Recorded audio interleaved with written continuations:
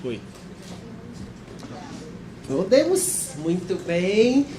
Bom, gente, então vamos agora para a nossa segunda e última parte do dia, da nossa segunda parte da tarde e nossa finalização aí do nosso dia.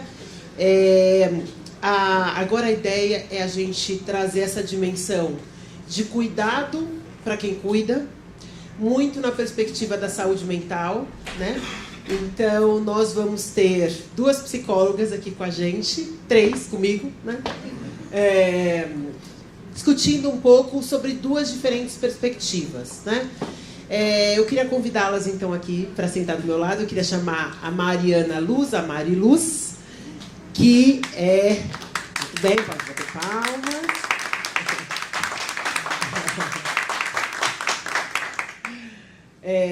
A Mari Luz, ela é uma parceira da vida e com o Instituto a gente vem desenvolvendo um trabalho super bacana num programa que a gente tem no Instituto que chama Respostas Eficazes à Violência contra as Mulheres. Esse programa ele foi desenvolvido a partir de uma metodologia americana que foi trazida para o Brasil por uma organização chamada Vital Voices, que é uma organização que é liderada por promotores de justiça nos Estados Unidos, e eles desenvolveram uma metodologia para trazer os diferentes atores importantes da rede de proteção para trabalharem juntos. A gente sabe que o principal problema do enfrentamento da violência é que cada um, quando faz o seu trabalho, mas nunca fazem juntos, né? Então a gente traz juízas, promotoras, defensoras de justiça, Polícia Civil, Polícia Militar, Guarda Civil, Metropolitana, organismos de mulheres, agentes de saúde, e agora a gente está trazendo profissionais da educação. Por 3 dias a gente faz esse workshop. E a primeira atividade dos 3 dias, então são mais ou menos 100 agentes que ficam com a gente por 3 dias. A primeira atividade é desconstruir esse lugar. Juiz vira vítima, vítima vira policial, policial vira promotor de justiça, um pouco para tirar as pessoas do seu lugar comum e de entender como é que é o trabalho do outro. Porque é muito fácil falar do meu trabalho, quando eu delego o trabalho, pronto, fiz a minha parte, agora você se vira, né? Então é um pouco para a gente fazer. E para quem faz... Todo mundo, literalmente todas as pessoas que fazem parte, independente se começou o ano passado, se tem 20 anos de profissão, dizem que é o melhor workshop que eles já fizeram. Porque o que a gente faz não é se propor a trazer conhecimentos novos, é a reconstruir relações. E aí é muito interessante, né, Mari? Porque no primeiro dia, assim, não, aqui a rede, a gente faz por estado. Então a gente faz cada estado, foram 8 estados já. Ah, não, aqui a rede funciona. Aí segundo dia, talvez nem tanto. Não funciona mesmo. Terceiro dia, não funciona, a gente tem que fazer. E o terceiro dia é um plano de ação, de emergência. Tipo, o que a gente tem que fazer no próximo ano? Ainda não funciona mesmo, a gente tem que fazer mesmo, vamos refazer tudo, tá? Tem que fazer tudo. E aí é muito legal, porque assim, eles chegam muito na defesa. Tipo assim, aqui funciona, eu sei fazer meu trabalho, você não precisa me dizer o que eu tenho que fazer. E aí a gente vai desconstruindo essa ideia porque é quebrar realmente essas barreiras. E tem muitas barreiras porque a gente está muito, muito acostumado a ser acusatório. E quando a gente se propõe a fazer um workshop é dizer, gente, está tudo certo, agora está na hora da gente entrar em campo juntos. Tá tudo bem, temos vários jogadores super do bem, gente nem tanto bem, mas tudo bem, né? A gente lida com essas pessoas, mas assim, não dá para ter bons jogadores se a gente não tiver um bom time. Né? Então é um pouco nessa perspectiva e tem sido muito legal. E aí a Mari também vai trazer um pouco dessa perspectiva de que outros elementos a gente tem trazido tanto no workshop, mas também nas suas outras experiências. E a Flávia Strumpfer, alemão, né? Minha primeira palavrinha é alemão, Strumpf. Flávia, vem pra cá. A Flávia, ela coordena um núcleo de trabalho e desenvolvimento de estresse pós-traumático para vítimas de violência sexual na Unifesp. E tem um trabalho também com consultório, enfim, e acho que esse trabalho no núcleo tem ajudado a pensar como é que a gente trabalha na perspectiva da prevenção e na perspectiva da violência que já se instaurou e o que a gente pode fazer, né? Então, essa é um pouco da ideia da nossa tarde. Você quer começar? Então tá bom. Então, eu vou ficar aqui no controle do tempo pra gente... mas é bem breve, assim, eu não trouxe... Minha cola tá aqui no celular.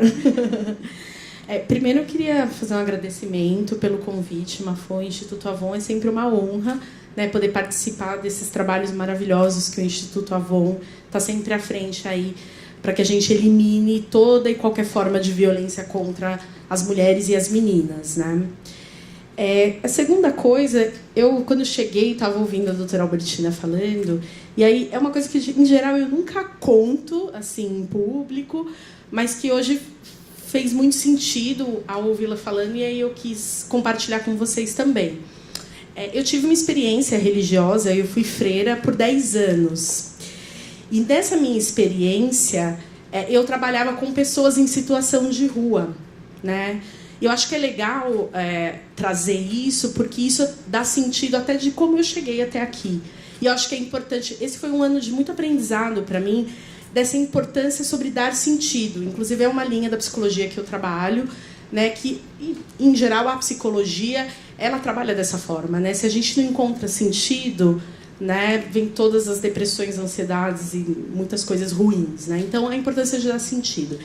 Então, quando a doutora Albertina estava falando dessa questão dos médicos, eu lembrei muito de quando eu estava no convento e a gente ia muito ao SUS levar as pessoas em situação de rua e os médicos não encostavam nas pessoas, não atendiam, nós não podíamos entrar nos hospitais, nós éramos impedidas de fazer uma série de coisas porque eram pessoas em situação de rua. Não, mas está cheirando ruim, não dá para ficar aqui, não, mas está fedendo, mas é isso.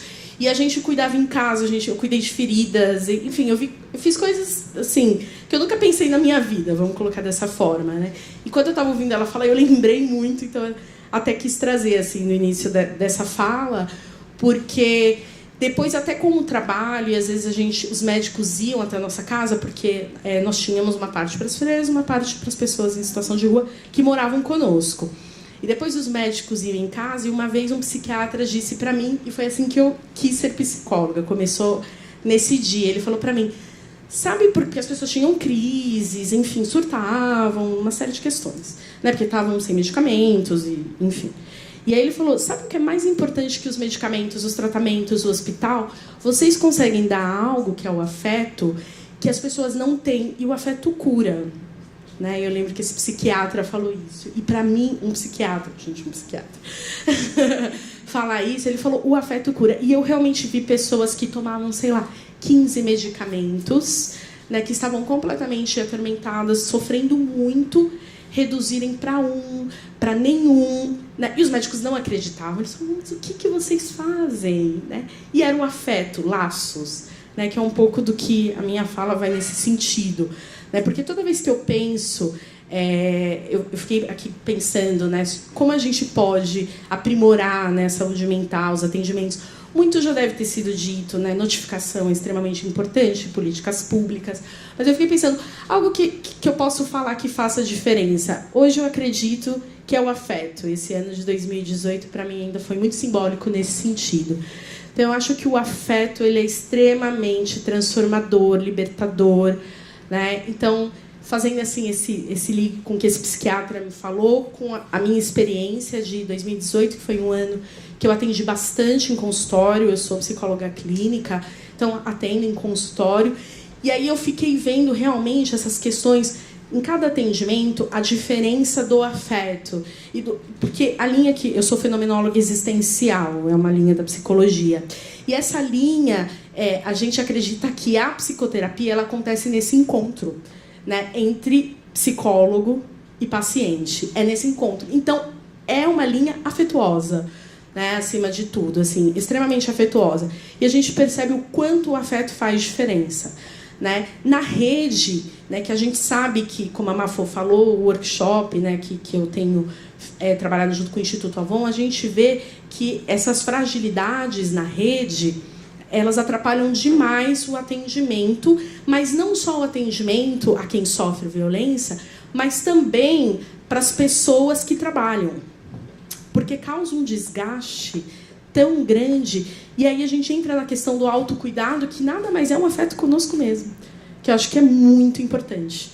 E pouco é falado, né? Às vezes, quando a gente está em espaços que nós estamos discutindo violências, o autocuidado, né? Porque às vezes a psicologia ela é vista de uma forma muito interventiva, né? No sentido de, então, a mulher que sofre violência ou uma criança que sofre violência, as meninas elas precisam da psicologia porque elas estão numa situação de estresse e de fato estão mesmo, né? Mas é muito importante cuidar de quem cuida, né? Como a Mafô falou, e pensar isso, né? Como nós estamos fazendo isso, né? Como nós fazemos isso, a compreensão, o olhar que nós temos para as pessoas que cuidam, né? Que estão na rede, que estão atuando, né? Então acho que assim a importância do afeto nas relações, né? E quando eu digo afeto, nesse sentido da palavra mesmo, não só da gentileza, mas do cuidado com o outro, na forma como a gente olha para o outro, que é um pouco do que a doutora Albertina falou, que eu achei incrível, né? O fato de você olhar para a pessoa, né? E me remetia muito às situações que eu vivenciei enquanto eu era freira, porque era algo que a gente fazia, às vezes a pessoa estava embaixo de pilhas e pilhas de lixo, e a gente ia lá, ia tirando o lixo, e a gente olhava para aquela pessoa, e a gente conversava com ela, perguntava o nome, olhava, mas por que você está aqui? Não porque você está na rua, você tem que estar no meio do lixo, né, necessariamente. Assim, 10 anos de experiência com pessoas em situação de rua, eu vi pessoas que não comiam carne na rua, que não tinham nenhum tipo de vício na rua, pessoas extremamente organizadas, extremamente limpas, assim, eu vi de tudo, né? E aí a gente ia conversando e o fato de olhar, muitas pessoas falavam isso, porque ninguém olha para mim, então não faz diferença onde eu tô, né? Ninguém olha para mim, eu não sei mais se eu sou uma pessoa, o que eu sou, né? Então assim, isso faz uma diferença absurda, né? O afeto, o olhar, né? O se importar. Então eu acho que eu queria iniciar um pouco da fala pensando isso, assim, a importância do afeto e desse autocuidado, né? Se nós que... Não importa se a gente está diretamente na rede, se nós nos interessamos pelo tema, se somos ativistas, né? É um tema que mexe conosco, porque, assim, se você não viveu, ainda viverá, ou não se deu conta ainda que viveu. Se você for mulher, sim, você já foi vítima de violência, de alguma forma. E, às vezes, a gente nem tem esse conhecimento. Formas de violência, né? A gente pensa na agressão, né, numa violência física, mas a gente sabe que tem diversas formas de violência, né? E acho que uma outra questão importante também é a questão do conhecimento, né? Da gente conhecer, a gente saber do que a gente fala, que foi uma das coisas que aprendi muito também em 2018, né? A gente entender o que a gente fala, porque normalmente é um assunto que a gente sempre tem opinião, né? O que você acha da violência contra... é errado, não pode bater. Né? Nossa, não bater, que absurdo, né? Não sei o quê. A gente tem uma opinião do senso comum. Mas é importante a gente ler e entender, por exemplo, o ciclo da violência. Porque essa opinião ela não vai ser sustentada quando eu conhecer, de repente, uma mulher que já passou por 10 atendimentos e troca de parceiros e continua com parceiros violentos. Por que essa mulher faz isso? E aí eu vou pensar o quê? Não, ela deve gostar de apanhar, né?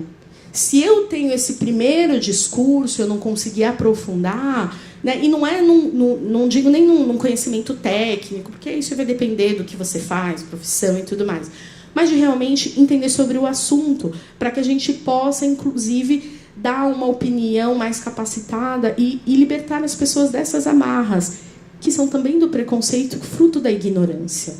Né? Porque quem gosta de apanhar, né? Vamos combinar, né? Se a gente sair perguntando, não importa qual situação, qual relação a pessoa viva, ninguém gosta de apanhar.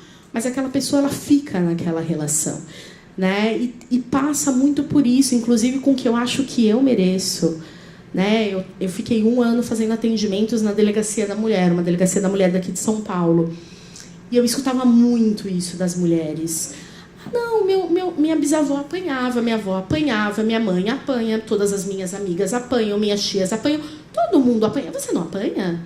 Mas não é assim que é? E a gente falava, olha, porque a psicologia não está ali para dizer é assim ou é assado, mas a gente dizia, você não acha que tem outras formas de se relacionar? Como é que você sente o carinho, o afeto?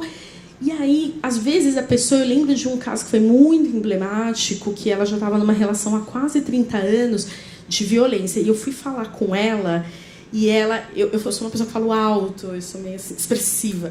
E aí, quando eu fui falar com ela, oi, tudo bem? Ela afastou. Assim, só de eu falar alto, aquilo para ela já foi super ameaçador, assim. E eu lembro que a gente fez um atendimento, e aí passou alguns meses... ela voltou e trouxe uma caixa de chocolate e disse: eu estou em terapia, eu divorciei, eu estou ótima. E a gente ficou muito feliz com aquilo, porque depois daquele atendimento eu falei: nossa, será? Foi um dos meus primeiros atendimentos. Eu falei: será que o que a gente está fazendo aqui consegue, de fato, quebrar alguma amarra, produzir algum efeito? Porque é uma coisa que já está tão enraizada. Mas, enfim, ela foi. E aí depois ela voltou, né, dizendo isso, né, que estava em terapia. Porque é isso, você descobrir novas formas, né? Às vezes você só tem aquele modelo. Ao seu redor, só tem aquele modelo. E aí, só para finalizar, que é um pouco do que eu pensei também enquanto eu ouvi o painel anterior, que absolutamente tudo passa por raça, classe e gênero. Não tem como falar de violência sem pensar nisso, né? Porque quando a doutora falava dos 3 P's, né, pobre, preto e periférico, é disso que a gente está falando. E se a gente não entender que absolutamente não importa se eu estou falando de futebol, passa por isso. Porque se eu disser assim, a Dani é São Paulina, por exemplo. Não sei se é, mas estou só dando um exemplo. A Dani é São Paulina. Ai, Dani, que parte que você... por isso que você tá com essa roupa, esse salto, a blusinha e tal. Você fala, fulano é corintiano, maloqueiro. Então, absolutamente tudo passa por isso. Não importa do que eu estou falando. Eu posso falar de violência, eu posso falar de futebol, eu posso falar de moda. Passa por isso. E quando a gente também começa a entender isso... Por que os médicos não querem atender na Vila Pirajussara de não sei de onde? Né? Por que eles não querem? Porque o acesso à medicina é para alguns grupos e não para outros. O que eu quero pontuar com isso? Né? Que pessoas que eu quero salvar? Que pessoas que eu quero que sejam atendidas? Né? Isso não é sem propósito. Isso não é uma coisa sem... Não é tem poucos médicos porque é assim mesmo, porque é difícil a faculdade. Né? A gente sabe que não é isso. Né? Já não se tem muitas faculdades de medicina no Brasil e isso tem um propósito. E não é um propósito bom. É um acesso restrito para alguns grupos. E é algo que a gente precisa pensar. Né? Então, absolutamente tudo passa por isso. Né? Classe, raça e gênero. Você foi da maneira? Não, tá super dentro. Ótimo, perfeito. Podia continuar falando, né? Não, tá dentro do tempo. Vai mais tempo. Depois você volta, então. Flávia. Bom, eu fiz uma apresentação, ela tá super careta. E eu tô vendo que aqui as apresentações estão muito mais afetuosas. E isso me dá uma liberdade de ser quem eu sou, né? Isso é ótimo. Então, eu vou tentar desconfigurar a caretice, que foi essa apresentação que eu fiz, tá? Tá.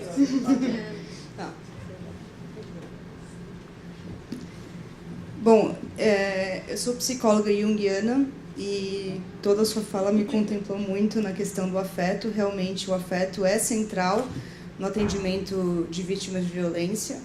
Eu trabalho tanto no PROV, que é esse programa que trabalha com transtorno de estresse pós-traumático, focado em vítimas de violência, quanto no consultório particular. E eu vou trazer as duas experiências porque elas se complementam muito e trazem nuances diferentes sobre a mesma temática.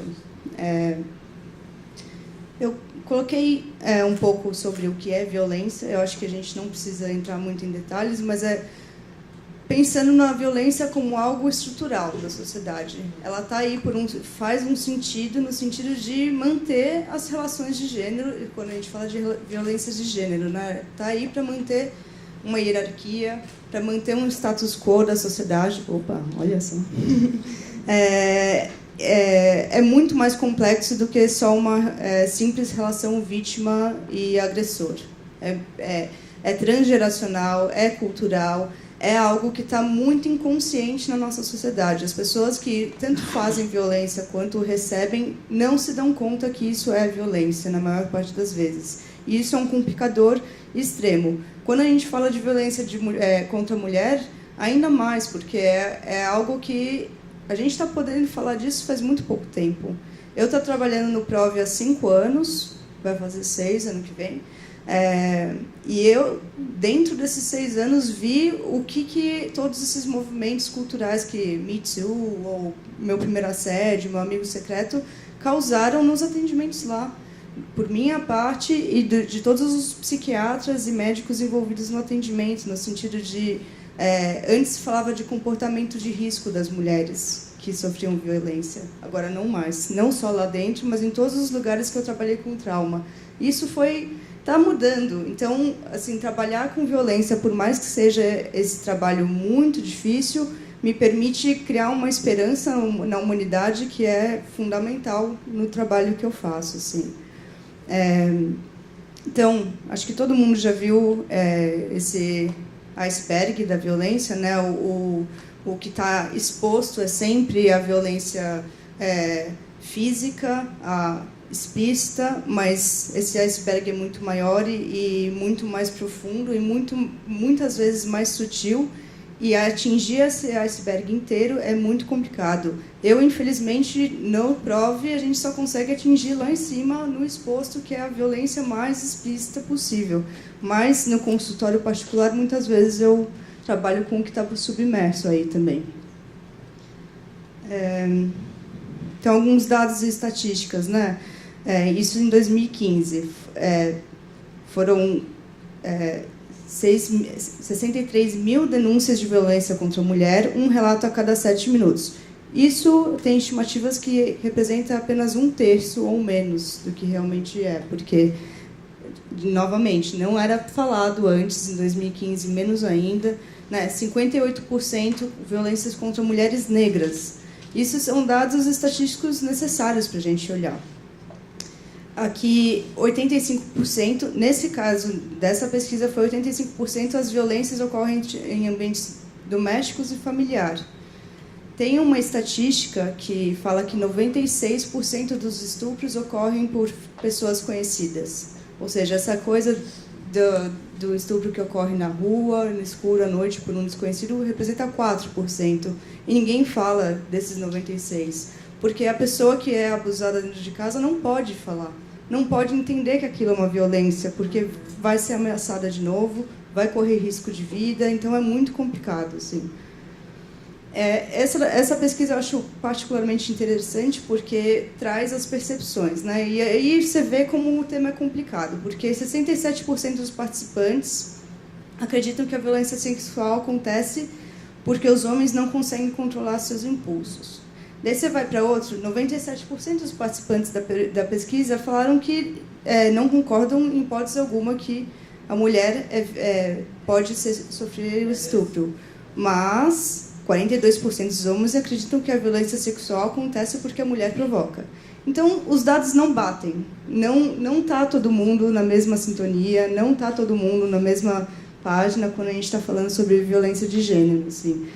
As coisas são complexas e contraditórias porque é um tema muito recente que a gente está lidando. Assim. Recente e historicamente implícito na humanidade. Né? Bom, o PROV é um serviço de assistência de pesquisa e violência e transtornos de estresse pós-traumático. Né? É ligado à Unifesp e ao Instituto de Psiquiatria lá. É um trabalho multidisciplinar, então são psiquiatras, assistentes sociais, psicólogos, enfermeiros e a gente faz um trabalho muito importante também no Capão Redondo, capacitando a gente de saúde para trabalhar com trauma. A gente faz pesquisa, a gente atende crianças, jovens e adultos, não é focado só em atendimento de mulheres vítimas de violência, é aberto para qualquer pessoa.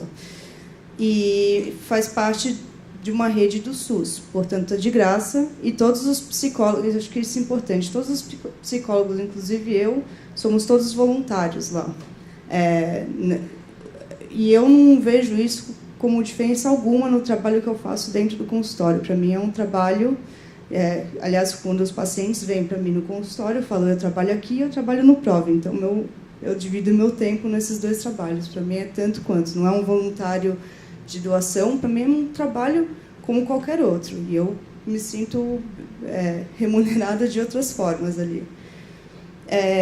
Então, a gente provém atendimento psiquiátrico, atendimento psicológico, psicoeducativo e, muitas vezes, formações e capacitações lá. O transtorno de estresse pós-traumático que a gente lida lá é uma categoria psiquiátrica, é uma doença mental, né? Assim como é a esquizofrenia e tantas outras. Mas aqui a gente vai falar sobre trauma. E trauma não necessariamente entra numa... É difícil definir o que é trauma. Então, o trauma tem um caráter subjetivo. E aí está toda a beleza de trabalho com isso, né?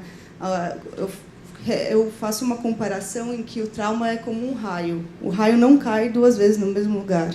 Então, pessoas podem ser violentadas e não necessariamente desenvolver transtorno de estresse pós-traumático. Ou podem. Mas é a pessoa que vai entender aquela experiência e vai dar o tom para isso, que vai falar que aquilo pegou em algum lugar para ela, né? E nem toda violência necessariamente vai causar um trauma para desenvolver transtorno de estresse pós-traumático, mas vai criar uma marca que tem que ser lidada. Eu acho que na rede pública, atendimento psicológico com violência é quase inexistente. Aliás, atendimento psicológico na rede pública é muito difícil, muito, porque tem uma questão de temporalidade, não tem psicólogo interessado em trabalhar na rede pública, sempre tem que ser tratamentos focados de 3 meses, 6 meses, uma coisa muito sucinta, assim.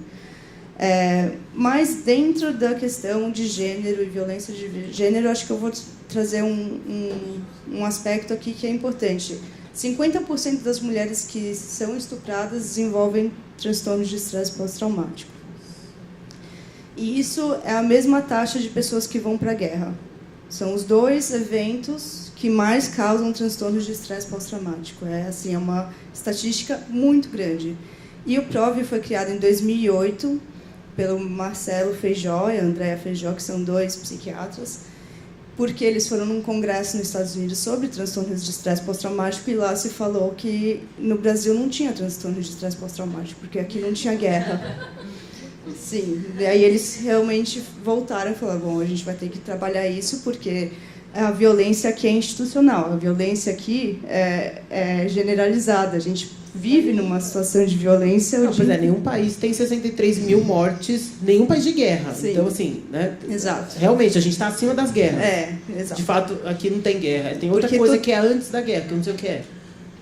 Quase genocídio. É genocídio. É que a gente tem carnaval, então a gente não tem Obviamente. transtorno de estresse pós-traumático, né? As coisas se balanceiam, assim. Eu acho que o que mais me atraiu para trabalhar com trauma, violência e tudo mais é a possibilidade criativa disso. As pessoas que chegam violentadas e nesse estado de adoecimento e o TEPT, que é o transtorno, causam paralisamento nas pessoas, elas ficam com um medo absoluto, generalizado de sair de casa. Tem pessoas que vêm até o PROV que estão há 2 anos sem conseguir sair de casa, porque perdem todos os controles e funções do corpo quando saem de casa. É muito agressivo. O transtorno de estresse pós-traumático está um pouco na moda, está dando para ver em vários seriados e novelas por aí, o que é ótimo, porque dá nome às coisas, né? Mas as pessoas vêm com um sentimento de estou sem saída, estou sem saída, estou no fundo do poço, não tenho saída, eu vou ficar aqui para sempre. E eu acho que o trabalho mais legal que é possível dentro do trauma é a abertura de portas, janelas, saídas, novas estradas, e que se a gente trabalhar direito e dar sentido para aquela experiência de violência, a pessoa abre milhões de portas que ela nunca nem antes pensava que era possível. E isso é o trabalho mais especial de trabalhar com trauma e violência, que é esse resgate da resiliência através do ressignificar.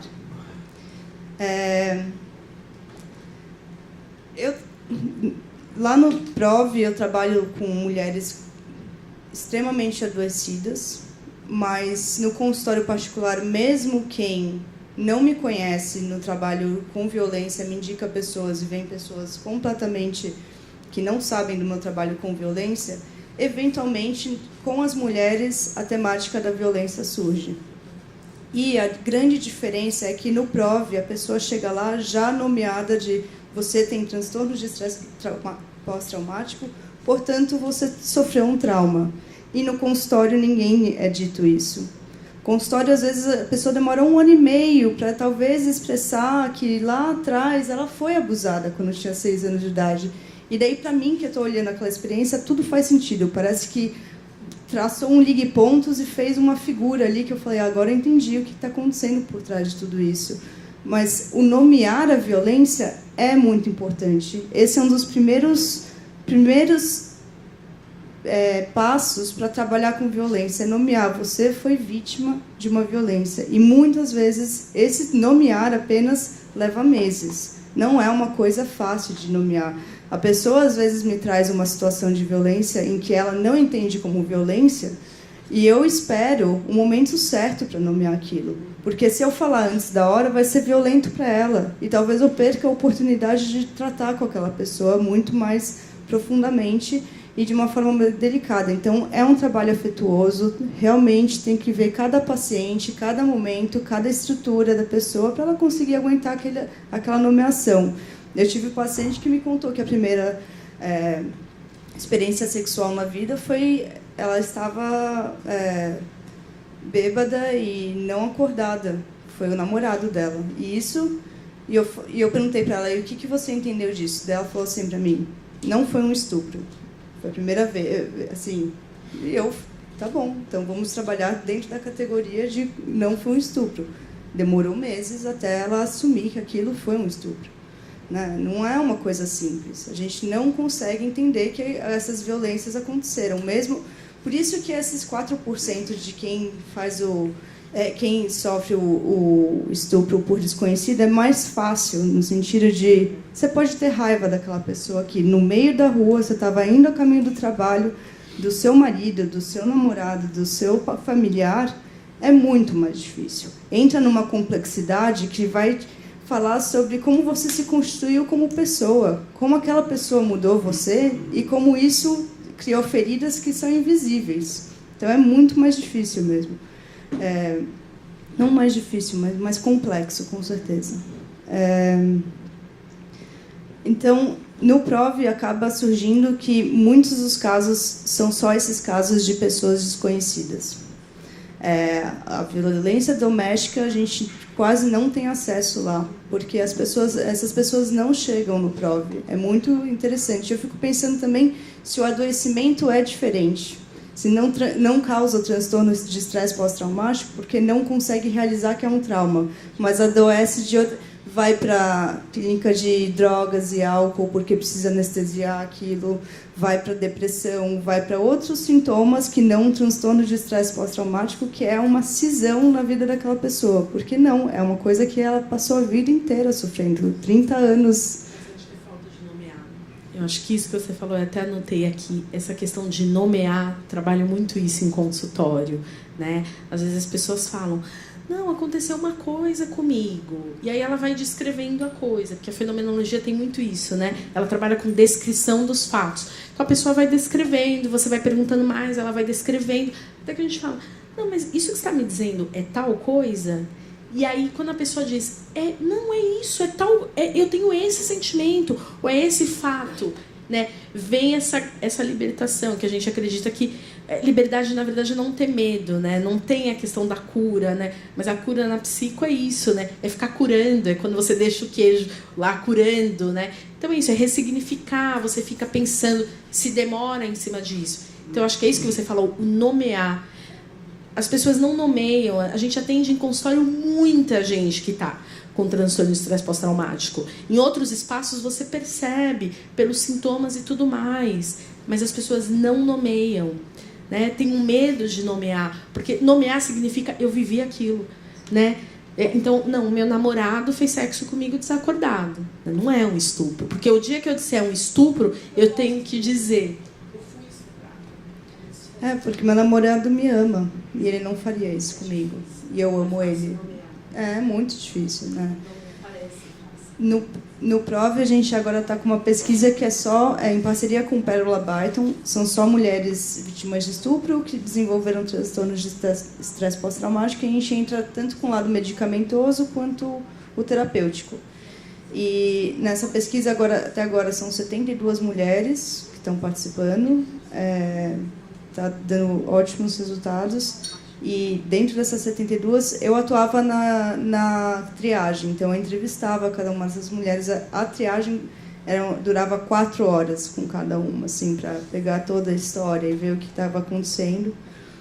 E dessas 72 mulheres, só 2 eram familiares. E essas 2 mulheres não conseguiram ficar no tratamento, porque ao realizar que aquilo era uma violência e que causou tanto, não aderia, não conseguia ficar no tratamento, porque era muito forte a experiência. Ela ainda precisava de um tempo para entender e processar aquilo.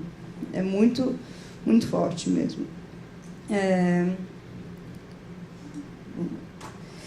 Então, qual é a especificidade do atendimento com mulheres vítimas de violência? Aquela pessoa que vem e já está nomeada, né, pós-nomeação da violência, vem com um nível de fragilidade extremo. E não vai ser no eu entendo o que você está passando. Essa frase a gente quase abole do consultório. Você não entende nada, tá? Essa é a premissa do psicólogo atendendo o trauma. Você não entende nada. Você está ali para escutar, você está ali para acolher. E acolher, às vezes, significa só espelhar o que a pessoa está falando. Falar, parece que você teve uma vivência muito difícil. E isso, às vezes, basta para a pessoa ir se acalmando e entrando em contato com um afeto outro. Ali no consultório, você tem que representar um mundo em que a pessoa não está vivendo no mundo real dela. Porque no mundo real dela, ela, às vezes, foi na delegacia e foi tratada mal, porque falou, que roupa você estava vestindo, qual era... Mas como assim? Você pediu para apanhar. Então, você tem que representar um outro tipo de escuta, né? E muito mais afetuoso e aberto para ouvir realmente isso. Tem pessoas que chegam no PROV que eu acho que nunca foram escutadas na vida, assim. É um ato revolucionário só de ter uma abertura para aquela pessoa falar. Então, não tem espaço para presumir ou julgar. Eu trabalho com isso há 6 anos e com muitas mulheres vítimas de estupro e com TEPT, nenhuma é igual à outra, nenhuma. E é isso, o raio que bate em uma pode ser na questão da confiança, na outra pode ser na questão da autoestima, na outra pode ser na questão familiar, e cada uma vai bater de alguma forma diferente, e o trabalho vai ser ressignificar e abrir essas portas e janelas que estão emperradas, né? A culpa é uma característica muito, muito, muito forte. A pessoa se sente culpada, e é importante também nomear o lugar de vítima, que aí ela não teve culpa nenhuma sobre aquilo, que foi um outro elemento que veio e fez aquilo com ela, e aí trabalhar através da culpa. Em um segundo momento, depois que foi nomeada e que a pessoa já está um pouco mais fortalecida, é trabalhar a responsabilidade. Porque a culpa fica no passado. Você se martiriza e sobre o seu passado, e a responsabilidade te coloca para frente, para um projeto futuro de vida. Você se responsabiliza sobre o que você é, sobre quem você quer ser, sobre o que você quer fazer com a sua vida e com essa experiência. E não é muito diferente de culpabilizar, é uma questão de empoderamento, responsabilização, né? De pensar ali atrás que talvez, se você não é o que você fez, né, mas o que você vai fazer daqui para frente. E isso é muito importante. É muito comum essas mulheres terem passado por vários outros setores, e eu acho que por isso que é tão importante o trabalho que você faz, e já ter sido julgada por diversas formas, pelo Estado, pela própria família, por amigos, pela comunidade religiosa. Em muitos setores tem muito julgamento. Assim como em muitos setores tem muitos anjos da guarda que conseguem acolher e fazer um trabalho super legal, né? Mas é um processo de desgeneralizar e desconstruir certos estigmas que elas trazem. Frases como eu sou suja, sinto que há algo de podre dentro de mim, meu corpo não me pertence, nem nunca me pertenceu, seria melhor estar morta, é cotidiano no trabalho, assim.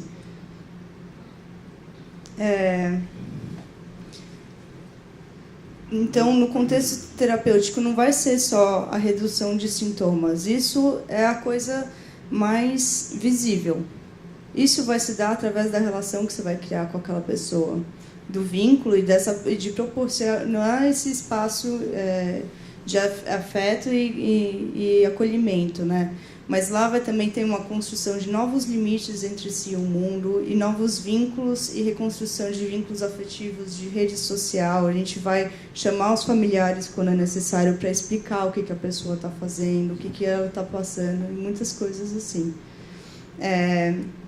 Para mim, o vínculo com o profissional é o melhor catalisador e transformador terapêutico. Realmente é isso. Não vai ser no divã, vai ser no olho a olho, vai ser no afeto, vai ser, às vezes, falando sobre minha vida para o paciente. E o PROV, a gente tem uma coisa de temporalidade que é muito difícil, né? Que lá as pessoas entram e têm entre 6 meses e 1 ano para serem tratadas. Quando está saindo os sintomas do TEPT, começa a entrar numa riqueza de conteúdos de uma vida inteira que a gente não tem tempo para continuar. Por isso que eu gosto tanto do trabalho no consultório, porque lá eu tenho um tempo para trabalhar com maior, um pente fino e maior profundidade, várias questões que surgem, assim. Mas é impressionante como no consultório todas as mulheres trazem em algum momento algum tipo de violência, assédio, e é uma temática... você falou de raça e sobre questões socioeconômicas, com certeza muda muito, mas a violência não tem, ela acontece em qualquer lugar, assim. Em violência de gênero está em todas as camadas da sociedade. A gente acha que é só na periferia, que é só nas longe da Zona Oeste paulistana. Não é. Está em todos os lugares e é uma coisa muito complicada, assim. Eu acho que é mais ou menos isso. Acho que esse trabalho me possibilitou realmente sempre me humanizar, assim. É uma coisa que é muito bonito ver essa reconstrução da possibilidade criativa dentro do trabalho com a violência, sempre. E de ver como que a gente vai mudando também conforme esses afetos, essas histórias. E com certeza esse trabalho me proporcionou ver as violências que eu sofri na minha vida, em que eu achava que era normal e que não era... Eu trouxe um vídeo, mas nem sei se tem tempo para passar, ele tem 1 minuto e meio. Ele é o trailer, na verdade, de um documentário que chama Precisamos Falar do Assédio. Alguém já viu? Não. Sai, né? Então, o vídeo é de uma diretora que chama Paula Saqueta. Ela estudou comigo, uma querida, e eu fui lá dar o meu depoimento também, achando que meu depoimento não seria nada, assim, sabe? Como assim? Meu assédio é básico, né? Toda mulher já sofreu esse assédio. E aí ela entrevistou, o que ela fez foi pegar uma van em São Paulo durante uma semana e colocar em pontos abertos, assim, na Paulista, depois no centro e tudo mais, e recolher depoimentos de assédio de mulheres, para quem quisesse passar nessa van e dar o depoimento. Ela recolheu em uma semana 130 depoimentos, e nesse corte final foram 26. E aí ela me ligou e falou, o seu depoimento foi para o corte final. Eu falei, o quê? O meu depoimento? Aquele qualquer coisa, né? E aí a gente vai fazer uma sessão privada e eu queria que você viesse com as mulheres dos depoimentos que vão para o corte final ver o filme antes de eu lançar. E foi um grupo que eram 26 mulheres, e foi uma das experiências mais chocantes foi ver as mulheres assistindo o meu depoimento e todas fazendo assim, não acredito. E eu falava, gente, mas não é nada para mim, sabe? E aí eu me choquei em que eu não assumi a minha própria violência ali. Foi ali que eu percebi que algumas violências que a gente passa não passam longe da nossa cabeça, que aquilo é um assédio e que é chocante, sabe? E ainda assim não é uma violência que eu traumatizei ou qualquer coisa, mas a gente não dá o devido peso, a gente não nomeia, nem agentes de saúde que trabalham com isso. Então esse filme foi muito importante até para mim poder realizar essas pequenas violências que a gente tem, assim. Mas eu trouxe só o trailer, eu só queria mostrar alguns tipos de falas em que eu ouço muito. e aparentemente falo, dessas mulheres. Então, se puder...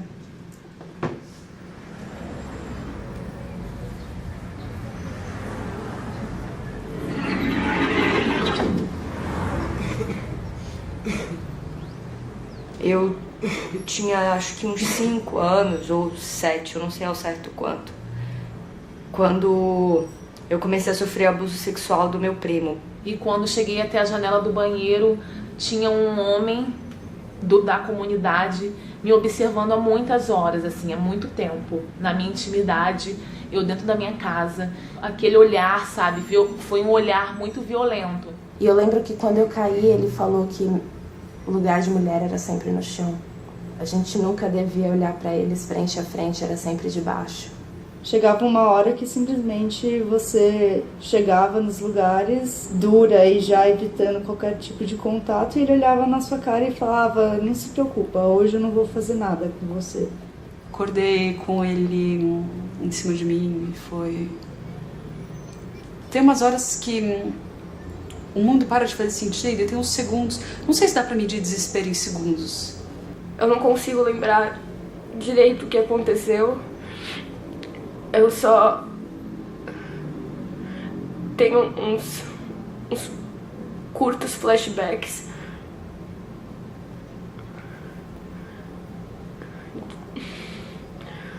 do momento da dor, do desespero, de não conseguir me mexer, de não conseguir gritar, de não conseguir falar, como se, além da minha virgindade, ele tivesse levado quem eu sou.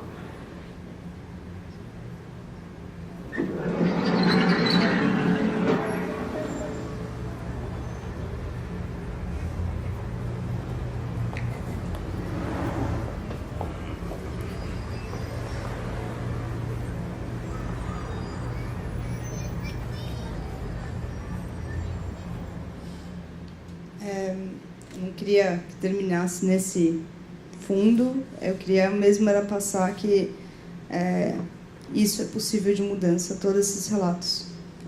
E esse é o trabalho que a gente faz, de ouvir isso e conseguir dar outro sentido e significado, pegar essas experiências e transformar numa semente para crescer a pessoa, para empoderar, para fortalecer, e não só manter nesse lugar de vítima. O lugar de vítima precisa ser nomeado e precisa ser reconhecido, e depois a pessoa tem que se tornar uma mulher inteira de novo, não só ser marcada como vítima e apenas aqui, né, nesse lugar, né?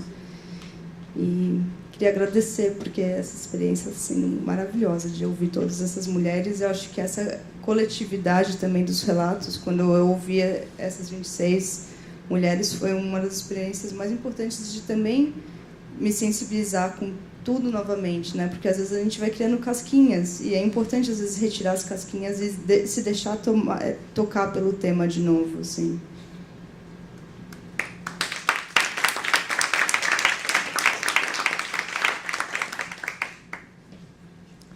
Bom, gente, queria agradecer a Flávia e a Mari. Super importante, super potentes as falas e as reflexões. E queria, enfim, abrir para contribuições, para colocações. Obrigada pela fala de vocês, pela participação de vocês. A minha pergunta, eu tenho, na verdade, 2 perguntas. Acho que vocês falaram, existe a possibilidade de cura, né? Eu queria entender, assim, por exemplo, hoje aqui a doutora Albertina contou o caso de uma menina que é abusada desde os 4 anos até os 30 anos. E aí eu fico pensando, gente, qual a esperança de cura? E o outro ponto, você falou que é importante nomear, as duas falaram que é importante nomear. Esse processo de nomear, ele não tem um efeito assim de vitimização, ele tem um efeito de libertação, ou primeiro um e depois o outro? Peraí, Boa tarde, eu sou a Daniela, sou agente comunitária de saúde. E a senhora falou sobre o STEP. E eu me identifiquei um pouco. Mas eu fui um pouquinho mais além. Eu fiquei pensando, eu como agente comunitária, quando eu identifico isso na minha área, como que eu vou passar isso para a minha equipe? E como que eu vou trabalhar isso, já que na minha unidade não trabalha como o PROV? Vamos lá. Pode. Vou começar com você, Dani. Então, são duas questões, né, que eu tinha até anotado aqui. Essa linha que eu trabalho, a gente trabalha muito na perspectiva de que tudo é bom e ruim. Tudo, absolutamente tudo. E aí você pode pensar, mas como uma pessoa que foi violentada dos 4 aos 30, como que a gente pode abordar um aspecto positivo nisso? E aí a gente vai trabalhar num outro sentido com ela, que é essa questão da responsabilidade que é imprescindível, mas eu tinha até anotado uma frase aqui para terminar, mas que cabe, que é do Sartre, um filósofo que eu gosto bastante porque ele tem uma grande contribuição a essa linha que eu atendo, que é liberdade é você decidir o que você faz com aquilo que aconteceu com você. Então, é mais ou menos dessa forma. Mais importante do que o que acontece com você é o que você faz com aquilo.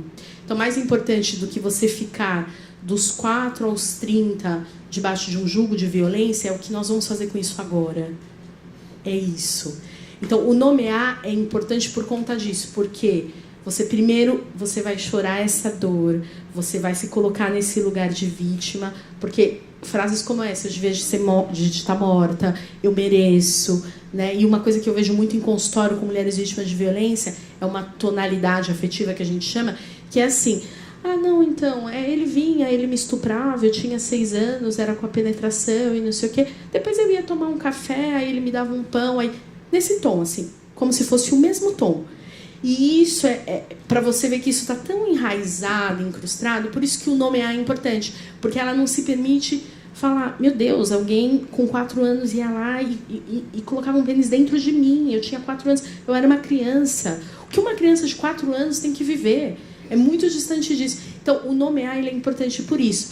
E aí a forma de nomear não é uma forma que faz com que ela ela vai reviver, provavelmente por estar falando, mas não é um reviver no sentido da culpa, de não, eu mereci isso mesmo, eu devo ter feito alguma coisa. Não nesse sentido, mas no outro viés de eu posso chorar por isso, eu posso sofrer, eu posso gritar. Eu sempre falo que para os pacientes, que o consultório é um espaço sem julgamentos. É uma das primeiras coisas que eu falo no contrato inicial, né, quando a gente começa o atendimento. Eu gosto muito de clínica particular por conta disso, porque eu acho que a gente precisa de novos modelos, né, não esse modelo clínico enferrujado, que às vezes a gente tem a visão, né, de que o paciente senta ali, o psicólogo senta aqui, o psicólogo sabe. Entende? Uma coisa que é um modelo que não é funcional, assim, na minha visão, mas é entender, e eu falo isso para os pacientes, que a terapia acontece nesse encontro, é nessa relação, e é uma relação, não tem essa de um distanciamento, né? Eu não estou distanciada, é claro que eu não sei o que você viveu, né? Eu não vou nessa perspectiva de eu entendo que você viveu, eu posso me colocar nesse lugar, não é disso, mas é justamente o fato de ouvir aquela pessoa que talvez nunca foi ouvida de fato, né? E por isso às vezes até essa tonalidade, né? Eu tomo café, eu sou estuprada e tá tudo ali dentro. E em determinado momento a gente, inclusive, apontar isso e as próprias pacientes se chocam, assim, às vezes delas verem que não tem uma diferença, né? Entre viver e ser estuprada, entre a violência e a não violência, tá tudo junto, né? A vida tá toda permeada por isso. Acho que eu respondi um pouco, né?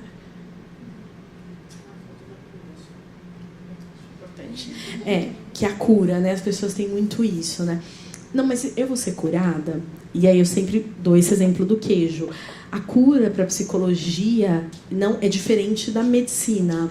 A medicina, ela trabalha com esse modelo. Eu vou te dar um antibiótico, vou combater aquela doença e você vai ficar bem. A psicologia, ela trabalha diferente. Então, a cura para a psicologia é o que a gente faz com o queijo. A gente deixa ele ali curando para ele pegar mais sabor. A cura para psico é isso, curar é isso. É você se demorar em cima daquilo que te aflige. Por isso que contar, nomear, não é necessariamente se revitimizar num sentido violento, né? Mas ao nomear, ao me colocar e pensar, não, eu fui vítima, né? É importante me reconhecer, né? Quando você estava falando até de você, do seu próprio relato, como é difícil às vezes para a gente reconhecer, eu fui vítima nessa situação, né? Eu sofri violência. E ao reconhecer isso, a gente agora vai para o segundo passo. O que eu faço com isso? Qual o lugar que isso vai continuar ocupando na minha vida? Nesse lugar da impotência, né? Que eu me sinto de, eu devia ter morrido, né? Eu sou suja, desse lugar. Ou eu vou pegar aquilo, por isso tudo é bom e ruim. Eu vou pegar aquilo e vou usar como potência. E para abrir portas que talvez nunca eu tinha pensado. E aí é bonito, depois de um processo, a pessoa virar para você e dizer isso. Se eu não tivesse passado por isso, hoje eu não estaria aqui, nesse lugar. Então, olha como tudo é bom e ruim. Mas esse processo, né, é óbvio que a gente não fala isso para a pessoa, mas depois desse caminho, a gente consegue apontar porque isso, inclusive, ela pode usar em outros aspectos da vida dela, né? De entender que, em vez de eu ficar na falta, né, eu posso ir para outros espaços dentro de mim, né, em vez de ficar na falta. Mas que é importante o poder sentir ódio, o poder sentir raiva. Por isso que eu falo, esse espaço no consultório é um espaço sem julgamento. Pode odiar pai, pode odiar mãe, pode odiar o agressor. Você pode fazer o que você quiser, porque a gente idealiza esses modelos de família, né? Não, o pai, a mãe, os filhos se amam, família doriana, todo mundo senta na mesa. Só que não, a gente sabe que não funciona assim. Relações são construídas e precisam ser cultivadas. Não importa se elas são sanguíneas ou não.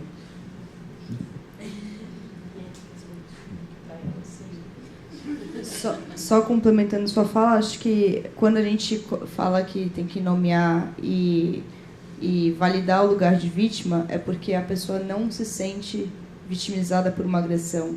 Então, a partir do momento que nomeia, ela pode sentir que aquilo estava errado, que aquilo dói mesmo, que aquilo faz ela sofrer, e isso é legítimo, e isso é muito importante. Não é a gente legitimizar ela, é ela se legitimizar sobre todos os sentimentos que ela estava tendo em relação àquilo, e normalmente o adoecimento da saúde mental vem através do não poder sentir, não poder ser aquela pessoa que se sentiu naquele lugar. Então, é mudança de perspectiva para a pessoa. Agora, o se vitimizar no sentido de se permanecer no lugar de vítima, por isso que entra a responsabilidade. Porque aí, então, sim, você foi vítima, o que faremos a partir de agora? Qual o próximo passo, né? Porque, sim, é importante, tem um trabalho todo e tem um tempo de trabalhar a questão da vítima, e depois vamos lá, a vida segue e a gente tem que continuar vivendo. Você não quer mais ser só uma sobrevivente, você quer voltar a viver. Né? E acho que isso é importante sobre o processo de cura, é não sobreviver à vida, é vivê-la mesmo. Acho que é nesse tempo da cura, da maturação, de entender que você é e tem fragilidades, e isso é força também, entender suas fragilidades. Acho que tem um processo muito bonito da psicologia na terapia, que você, entendendo suas fragilidades, entendendo suas feridas, você se fortalece.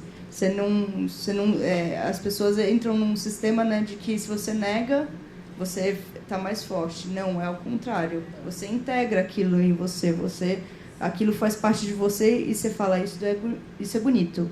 Eu sou sensível e isso é uma força minha, não é fragilidade, sabe? Acho que esse é o processo mais da cura. Sobre o que você trouxe, eu acho que tem tanto a questão jurídica de fazer, se você viu que teve um abuso, que teve uma questão, é necessário relatar, mas a gente tem que pensar, é necessário para quem? É para mim, como agente de saúde, que estou aflita com isso e não sei o que fazer, então se eu relatar para a polícia, qualquer coisa, isso vai ser melhor para mim ou para a pessoa que está sofrendo, né? Isso é o que a gente tem que pensar. Então, acho que sempre trabalhando com uma equipe multidisciplinar é importante relatar para enfermeiros, médicos, e aí decidir em equipe, porque essa responsabilidade sendo só sua é muito grande para você tomar sozinha. E a partir do momento que você se sensibiliza com isso, também vê dentro das suas possibilidades, porque isso é importante, saber os nossos limites como agentes de saúde, como você vai abordar isso com o paciente, né? De você ir lá e falar, olha, se está acontecendo alguma coisa, você precisa de ajuda para alguma coisa, fala comigo. Mas isso só se você conseguir também lidar com isso, porque nem sempre a gente tem nossas limitações, né? Eu sei trabalhar com trauma e violência com adultos, mas no PROV tem o setor infantil, eu não consigo chegar perto lá, sabe? Com criança é um limite que me bate, eu choro junto, eu não vou estar ajudando ninguém, porque é um limite que eu sei que eu vou me sensibilizar tanto que eu não vou conseguir ajudar. Tem tantos outros psicólogos que falam, não, você faz um trabalho maravilhoso, você é o meu ídolo.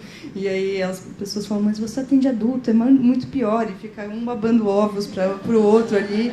Mas porque a gente reconhece os limites. Assim, eu sei que atender criança eu não consigo, mas trabalhar com violência, com adulto, com mulheres, vem que a gente aguenta. Mas é isso, é importante você saber qual é o seu limite também, de onde você consegue chegar com cada atendimento. Eu sei que para a gente comunitária de saúde é intenso o trabalho. Vocês têm ali uma resiliência incrível. Assim. Vocês fazem um trabalho muito mais terapêutico do que vocês acham que fazem. E eu acho que vocês precisam reconhecer isso também. Se já não reconhecem, né? Posso fazer um adendo? Pode. Que eu acho que é importante também um adendo que a gente falou do autocuidado, né? Quando você falava dessa questão da equipe, de reconhecer, né, os limites e as potências também do trabalho que se faz, eu fiquei pensando um pouco isso da gente reforçar isso, principalmente para vocês que estão na rede, né?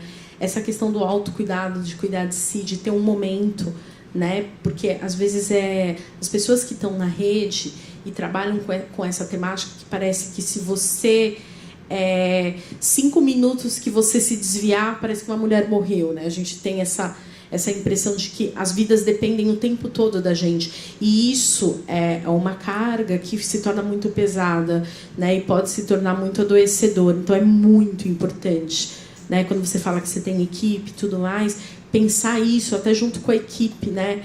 O que as pessoas estão fazendo ali também para se cuidarem, né?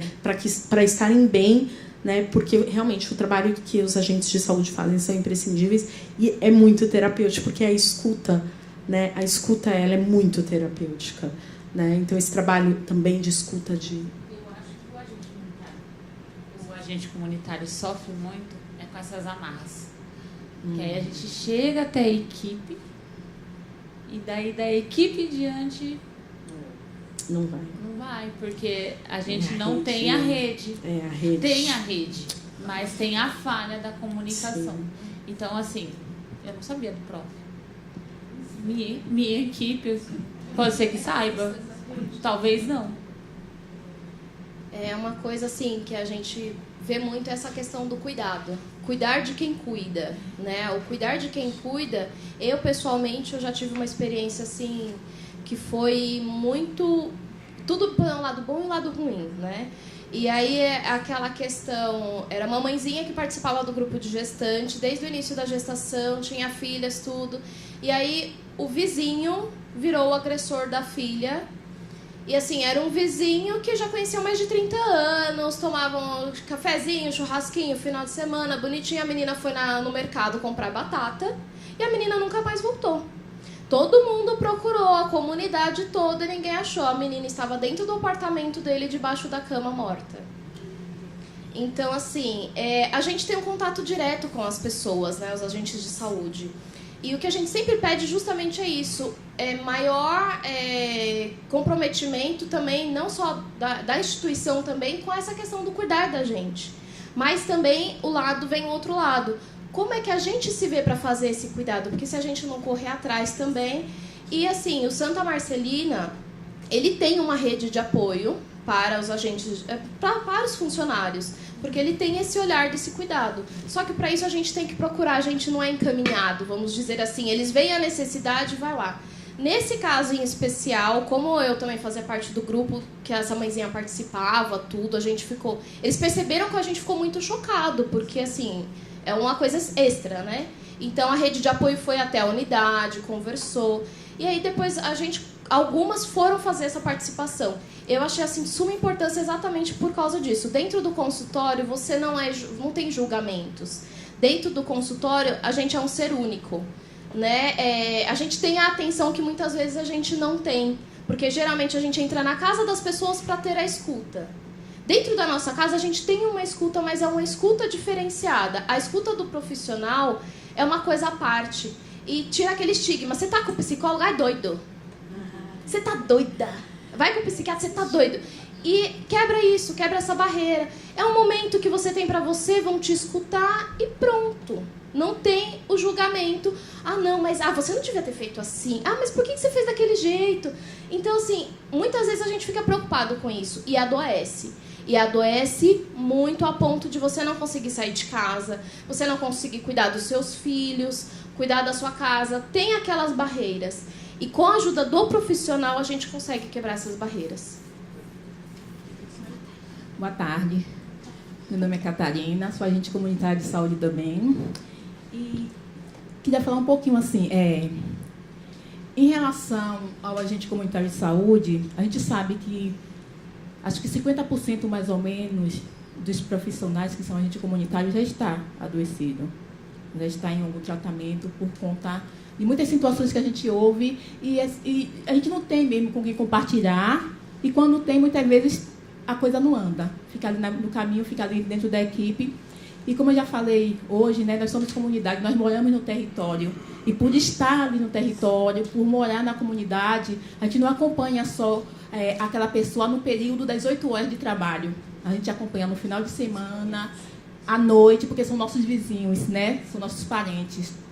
Mas, para as minhas colegas da agente comunitário, eu quero deixar até um adentro, e é essa campanha que nós estamos levantando, juntamente com a doutora Fabíola, que, na expectativa de agente comunitário de saúde, nosso trabalho realmente não é valorizado pelas nossas instituições. É um trabalho que não é visto e muitas pessoas não sabem o que a gente faz, não conhecem o trabalho do agente comunitário de saúde. Mas que nós, enquanto categoria, e a categoria é grande, é um número alto de pessoas, nós temos que começar a nos ver e nos valorizar. Temos que começar a nos enxergar. E eu acho que tenho certeza que o conhecimento, ele muda toda uma realidade. Então, se eu tenho um conhecimento que tem que ser trabalhado em rede, que isso está dentro da Constituição, que dentro da minha unidade de saúde tem que ter um núcleo de prevenção à violência, porque está na Constituição e a lei pede, né? Que eu tenho o direito, sim, a ser acompanhada enquanto usuária, porque eu também sou profissional, mas eu também sou usuária, porque eu moro na região, então eu sou cadastrada, então eu tenho o direito também. Então, entender e tomar posse, porque não adianta só ouvir esse direito, mas temos que tomar posse, nos fortalecer enquanto categoria, para fazer com que a nossa categoria seja valorizada. Mas se a gente ficar esperando que o outro nos valorize, isso não vai acontecer, porque não é conveniente para eles que a nossa categoria seja uma categoria valorizada. Não é. Nós temos um sindicato que tem uma representatividade legível, e aí eu convido as minhas colegas a ser mais participativas em relação a isso, porque estamos caminhando.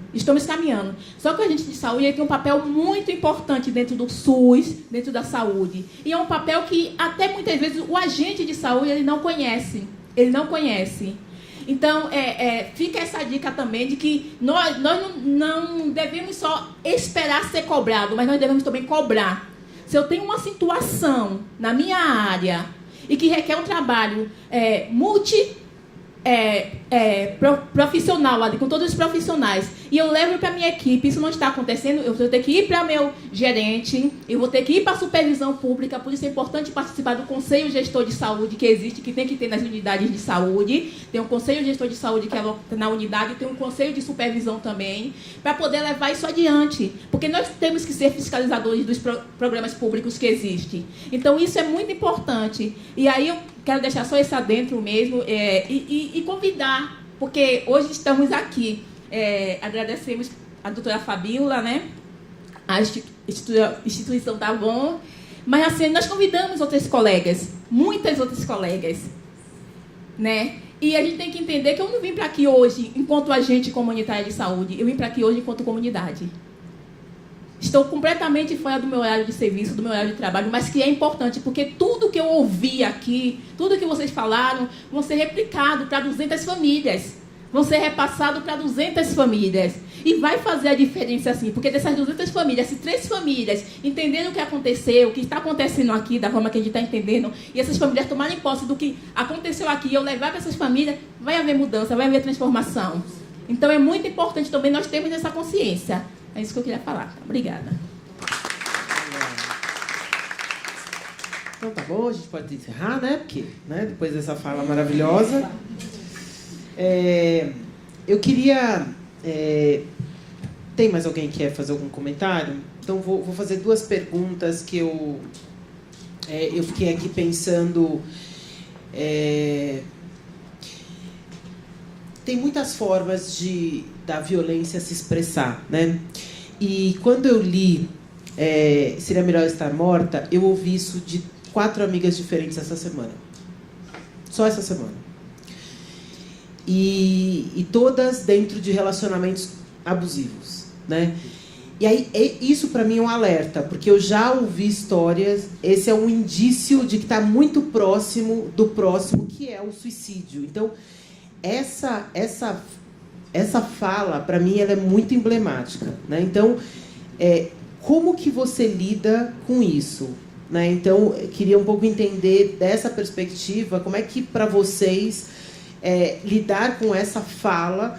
E dentro da Avon, a gente tem um programa, uma política, a gente implantou uma política de acolhimento das mulheres, das funcionárias que sofrem violência doméstica. Então, a gente tem um grupo que é formado por nós do Instituto, as médicas e a equipe, que a gente tem um canal telefônico, que é o PAI, que é o Programa de Apoio Empregado, que também tem profissionais, tanto psicólogos, advogados, que atendem. Então, quando chegam casos onde tem esse extremo, ou que, por exemplo, os gestores eles são orientados com os indícios que mostram essa mulher chegou com um sinal de esganadura, isso é um sinal de alerta de que ela está muito próxima de um feminicídio. Então, a gente precisa estar, e aí a gente alerta todo mundo. Enfim, então, tem algumas coisas. Então, tem algumas falas que elas são muito próximas daquilo que a gente não quer que aconteça. Como é que vocês agem nesse sentido? Então, eu queria que você contasse um pouco. Queria que você trouxesse alguns sinais, né, do TEPT. Chama TEPT, né? Quais são os sintomas mais... Porque ele pode se misturar muito com depressão, ele pode se misturar... Então, assim, talvez a dificuldade de você ter os encaminhamentos, eu acho que tem uma questão na saúde que a gente não consegue nomear na saúde. Então, assim, é por isso que é um problema de polícia. Porque na polícia, você tem lá um protocolo, e aí você segue o protocolo, minimamente no protocolo você consegue. Mas na saúde, a gente não tem nem no formulário a violência doméstica classificada. Ela não é nem uma classificação. Então, quando chega, você não sabe para onde que você manda e o que você faz, né? Então, um sinal é de que, como que as agências de saúde que atendem 1 milhão, são 8 mil agências de saúde em São Paulo, 1 milhão de famílias, de pessoas envolvidas, como que elas não sabem do PROV? Né? Então, assim, eu acho que isso tem uma questão que a gente tem que olhar na saúde. Então, acho que trazer alguns sintomas pode ajudar a gente a pensar como é que a gente vai separando uma coisa da outra. É difícil na psicologia, porque você tem muitos sintomas que podem levar para uma doença ou outra doença, enfim, né?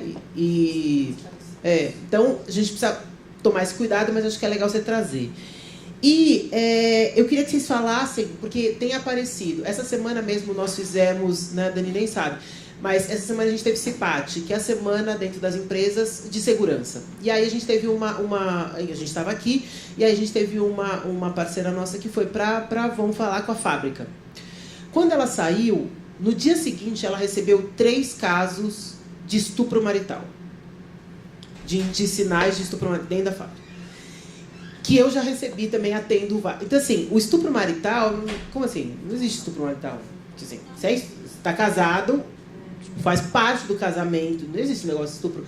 Então, só de você nomear, é isso. Você fala, nossa, então não é assim.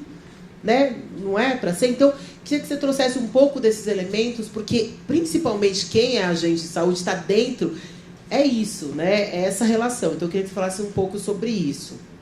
E para Mari, acho que você começou a falar sobre a importância de cuidar de quem cuida, mas eu queria que você trouxesse alguns elementos ou alguma experiência que você viu que funciona de cuidado de profissionais dentro de instituições que têm trabalhado com a violência. Se você também tiver exemplos bacanas, acho que é legal trazer. Então, primeira questão sobre mais falar sobre querer estar morta e mais sobre ideações suicidas, né? Vamos colocar assim. Eu acho que a principal, quando vem essas falas, quando vem essas ideações, a principal fala que eu faço mas você está querendo que a dor pare ou você quer estar morta? Porque isso é muito importante. Às vezes a pessoa só não aguenta mais aquele nível de sofrimento que está acontecendo. E não é que ela quer encerrar com a vida dela, ela só não aguenta mais. E isso é importante também para ela entender que a dor pode passar e que ela pode voltar a viver, né? Acho que a diferença, essa é a principal diferenciação, porque é isso, ela está sobrevivendo àquela dor constantemente, é uma sensação de não vai ter saída, né? E você às vezes tem que ser bem mais incisivo do que em outros casos e falar, tem saída sim, confia aqui comigo, vem de mão dada que a gente vai junto.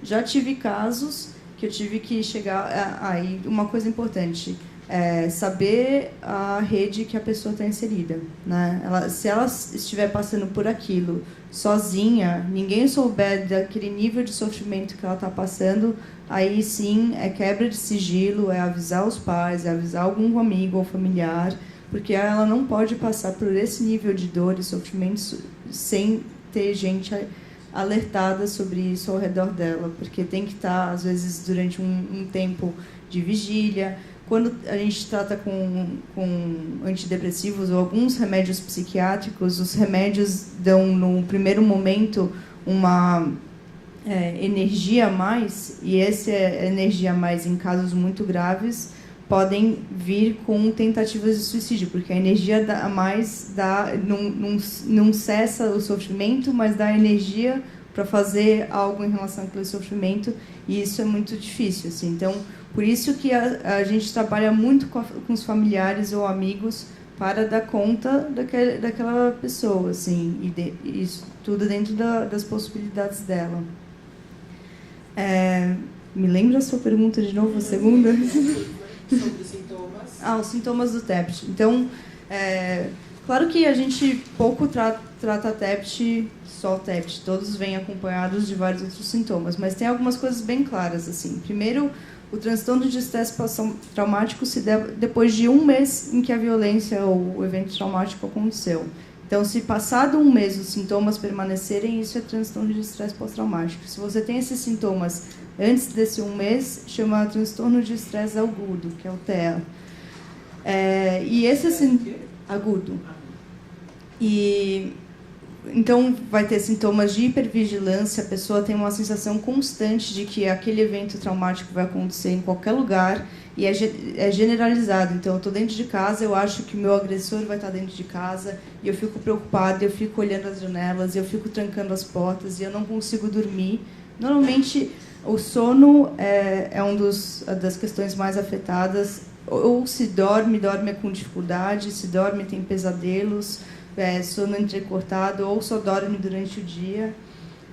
Tem questões de evitação, então começa a evitar, se eu fui abusada num ônibus, começa a evitar ônibus, depois começa a evitar todos os transportes públicos, começa a evitar os pontos de ônibus, começa a evitar, ou se eu fui abusada por um homem, começo a evitar contato com qualquer homem. É uma evitação de todos os sinais que remetem. A pessoa fica simplesmente paralisada no passado, naquele dia do trauma. É como se ela revivesse aquilo o tempo todo e uma ambulância estivesse na cabeça dela, soando um alarme: você está em perigo, você está em perigo, você está em perigo. É uma coisa que chega a ter alucinações quando a pessoa não dorme faz muito tempo, não consegue descansar. É uma sobrecarga adrenérgica, assim.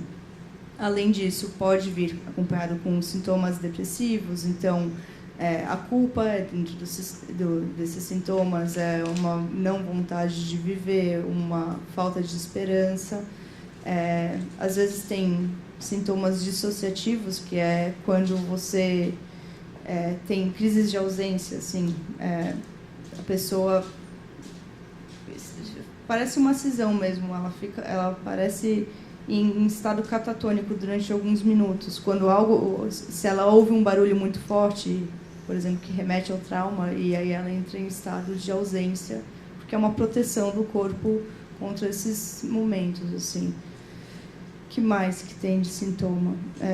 Às vezes a pessoa fica dentro desse estado sem dormir, hipervigilante, a agressividade aumenta, então a pessoa está muito agressiva com todo mundo ao redor, também pode ser um dos sintomas. Mais ou menos esses sintomas, assim. E estupro? Sim. Então, aí que tá. No PROV, a gente lida muito pouco com o estupro marital porque não chega na rede, né? É o mais complicado, assim, de realmente... E eu acho que a parte da nomeação aí é muito difícil, mas é muito mais tirar da normalidade, né? Trabalhar com... Isso não é normal, isso que você está vivendo não é o que é amor, isso não é casamento, isso é um abuso, isso é começar a trabalhar que aquilo que ela está vivendo não é o que deveria ser. Só que entender que isso, talvez, que nem foi uma fala sua, né, sobre uma das pacientes da delegacia da mulher, que ela fala, não, mas minha avó sofria, minha mãe sofria, minha bisavó...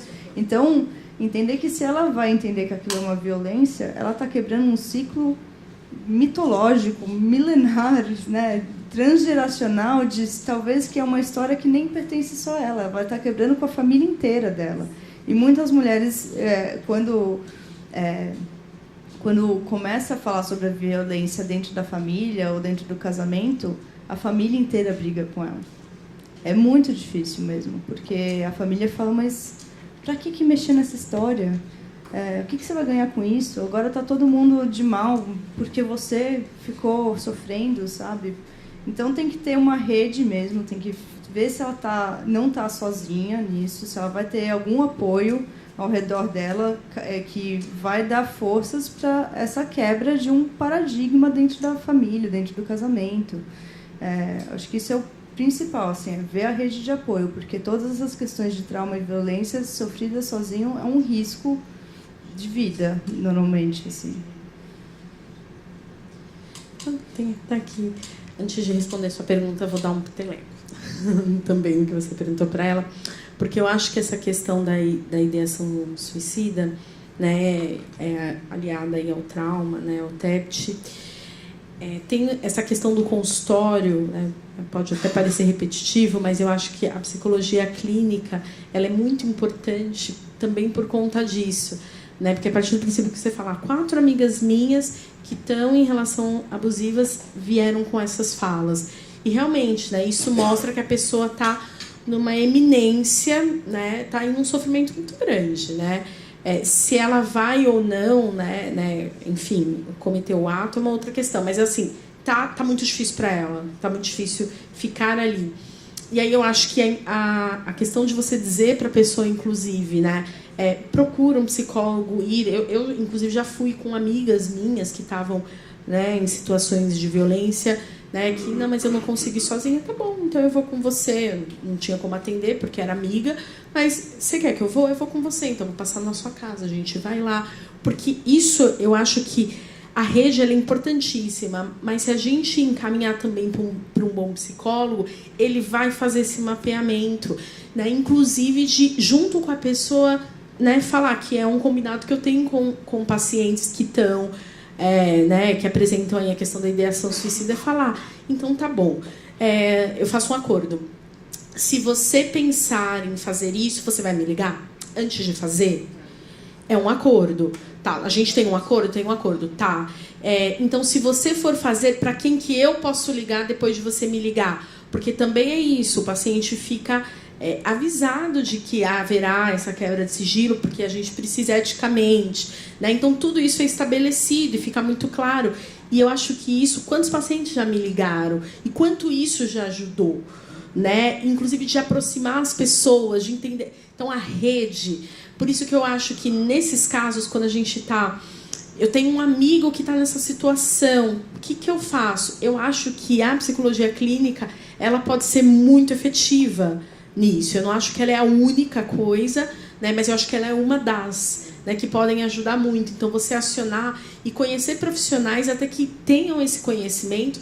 Nem todos os psicólogos trabalham especificamente, ou têm esse conhecimento, mas profissionais que trabalhem com isso, que entendam isso, porque é importante você fazer em consultório isso. Não é um atendimento isolado, onde você não vai levantar nenhuma questão. Para pacientes que estão com ideação, sim, a gente vai precisar falar isso. Quem que é sua rede? Tá sozinho, não tem ninguém. Então, como que a gente vai fazer? Tem que ter um amigo, tem que ter alguém, né? E, eventualmente, sempre tem, né? Acaba tendo alguém a quem aquela pessoa recorrente. Então, acho que isso é uma coisa importante. Agora, respondendo a pergunta mesmo, de algum caso do cuidar de quem cuida, né? Eu acho que 2 situações, acho que no próprio workshop, né, Mafô, é incrível quando você explicou no começo do workshop, né, que o Instituto está fazendo nos estados, onde a gente se reúne com a rede, né, para a gente aumentar ou melhorar, dar essas respostas eficazes aí no combate à violência. As pessoas nos procuram, né, e a gente acaba escutando tantas histórias, né.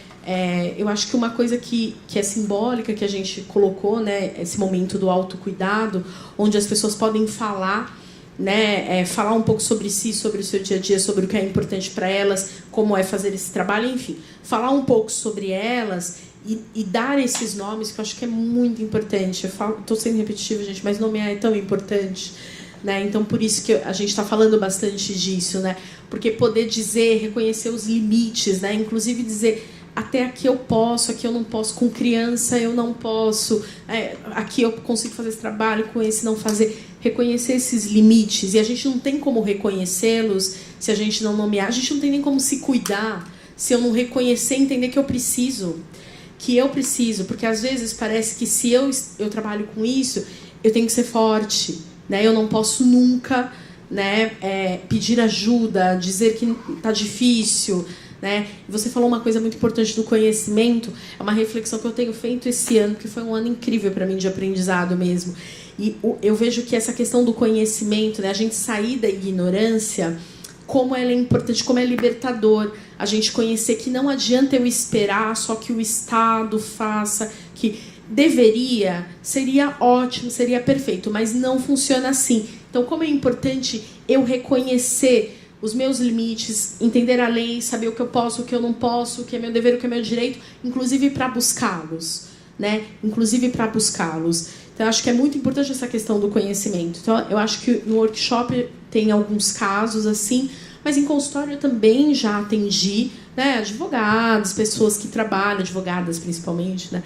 Mais mulheres buscam consultório, gente. Para os homens é mais difícil, mas eu tenho alguns pacientes homens também. Mas, assim... advogadas, pessoas que trabalham na rede de atuação, enfermeiras e tudo mais, que trabalham com violência, né, e que buscam, né, o consultório particular, buscam a clínica, justamente porque chegaram nesse momento muito com burnout também, né, que é esse esgotamento físico, né, que lembra um pouco até, né, os sintomas de TEPT, né, então esse esgotamento de você... Às vezes a pessoa já está realmente sem conseguir trabalhar, sem conseguir sair de casa, não consegue cuidar dos filhos, se sente culpado o tempo todo, às vezes, inclusive, de ter uma vida que não é violenta. Nossa, eu tenho isso, as outras pessoas não têm nada. Será que eu mereço, não viver isso? Né? Por que eu não apanho, fulano não apanha, todo mundo apanha? Então, tem algumas questões, inclusive, de culpa, né, de ter uma vida, né, enfim, sem violência. Então, acho que a clínica também é uma das coisas, mas eu gosto de pensar também que ela não é o único caminho. Tem pessoas que não se dão com a terapia, né? Tem gente que fica triste até quando eu falo isso. Você é psicóloga, você não devia falar isso. Aí eu falo, gente, porque é isso. Tem pessoas que não gostam de fazer terapia, eu acho que tá tudo bem. Eu não acho que ela é o único caminho. Eu gosto muito da clínica, mas eu acho que tem outros caminhos e tem gente que encontra outros caminhos. Amigas minhas vêm falar, nossa, eu fiz terapia, não adiantou, eu fiz isso, não adiantou, aí eu fui para yoga, aí eu fui... Entende? E aí eu encontrei ali na meditação, e eu acho que tudo isso é super válido. Acho que a gente não pode também ficar num modelo único. Não acredito em histórias únicas, né? Eu acredito que a gente tem sempre aberturas de possibilidades. A terapia é uma delas, e inclusive quando a gente vê, em consultório acontece, que aquele processo, de repente, não tá tão frutuoso ali, junto ali você também pode, né, abrir esse leque de possibilidades junto com a pessoa. Outra coisa que eu ia encerrar falando isso.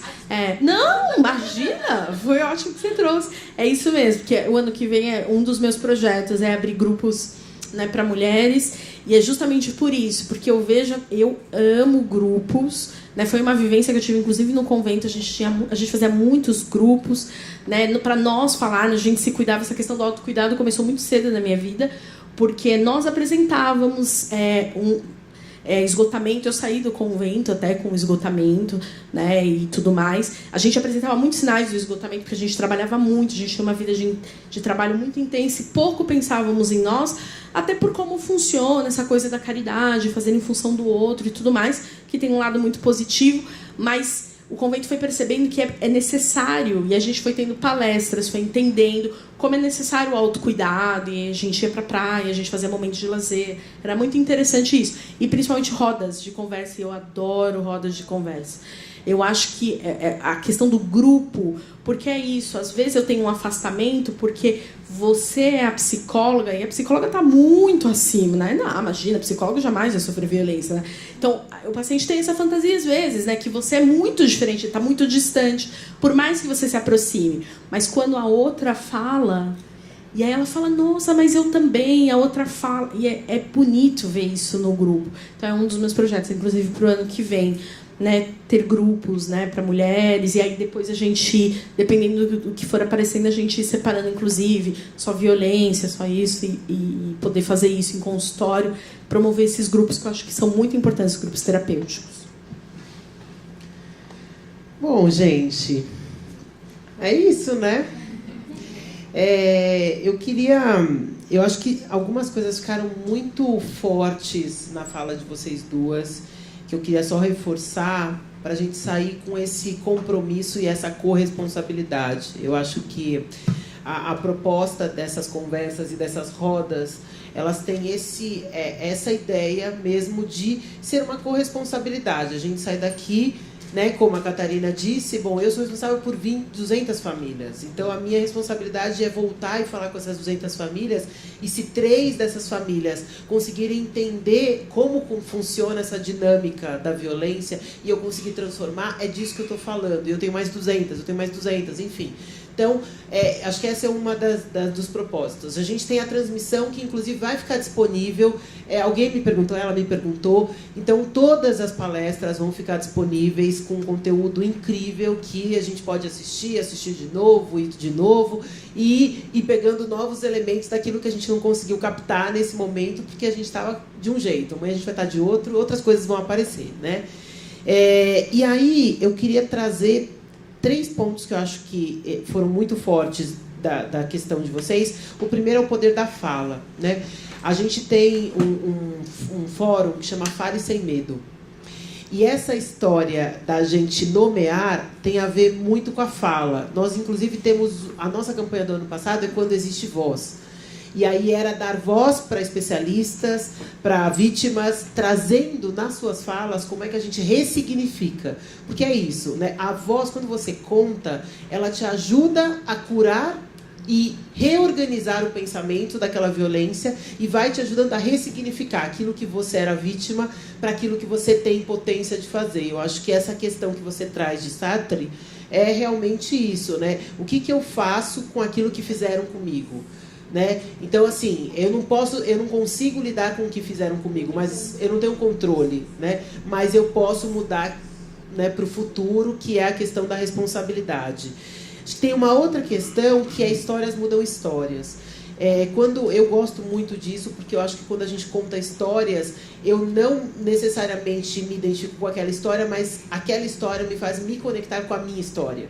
E isso é muito importante, muito potente para saber de onde eu vim e para onde eu quero ir. Então, acho que esse é outro ponto importante. E o terceiro que vocês trouxeram, muito forte, é como é que a gente faz as redes de apoio funcionarem. Porque é isso, de alguma forma, as redes precisam funcionar. E essas redes, hoje de manhã a gente começou o dia falando sobre isso, sobre as redes de solidariedade, que são essas redes de mulheres que se formam para apoiar outras mulheres, e que tem sido fundamental, e que é um pouco desse trabalho de encontrar pessoas que estão querendo fazer a diferença na vida de outras pessoas. E como é que a gente faz também a rede institucionalizada funcionar melhor, né? Que elementos importantes, então, quando você traz... Puxa, é importante que as organizações valorizem o nosso trabalho, mas primeiro a gente precisa valorizar a gente mesmo, né? Porque às vezes nem a gente valoriza o nosso próprio trabalho e acha que o que a gente faz... eu não estou fazendo mais do que a minha obrigação. É verdade, você não está fazendo mais, mas isso é muito importante. E a gente não dá tanto valor para isso, né? Então, saber que cada um e cada uma de nós tem uma potência e um valor inestimável para a transformação é fundamental, porque é daí que começam as transformações. Isso não interessa se eu sou... E eu falo isso para os meus filhos. Eu tenho uma filha de 1 ano e meio. Então, assim, ela tem um nível de poder de transformação. O meu de 5 tem outro poder, eu tenho outro. Mas nenhum de nós deixa de ser responsável pela transformação. E o meu filho de 5 é isso. Assim, na escola, ele é o defensor das crianças. Então, assim, a professora já falou assim, olha, ele é bagunceiro, mas ele protege todas as crianças que choram, que apanham. Então, assim, eu falei, tá tudo certo. Então, pode ser bagunceiro mesmo, é assim mesmo, tem 5 anos. Eu acho que é um pouco da ideia de que qual é a responsabilidade que a gente quer assumir, né? Pra gente também não delegar para o outro. Tem um diretor de uma organização, eu tenho falado muito, porque esse é o meu livro de cabeceira, chama Trabalhando com o Inimigo. E esse livro ele construiu um pouco olhando de quem que é de verdade o nosso inimigo, né? E ele começou a fazer essa discussão. A primeira vez ele dirigia um departamento que chamava Cenários Adaptativos na Shell. O papel deles era planejar a catástrofe, era isso que ele tinha que fazer. Então, assim, se explodir um petróleo, um poço de petróleo, não sei aonde, o que a Shell vai fazer?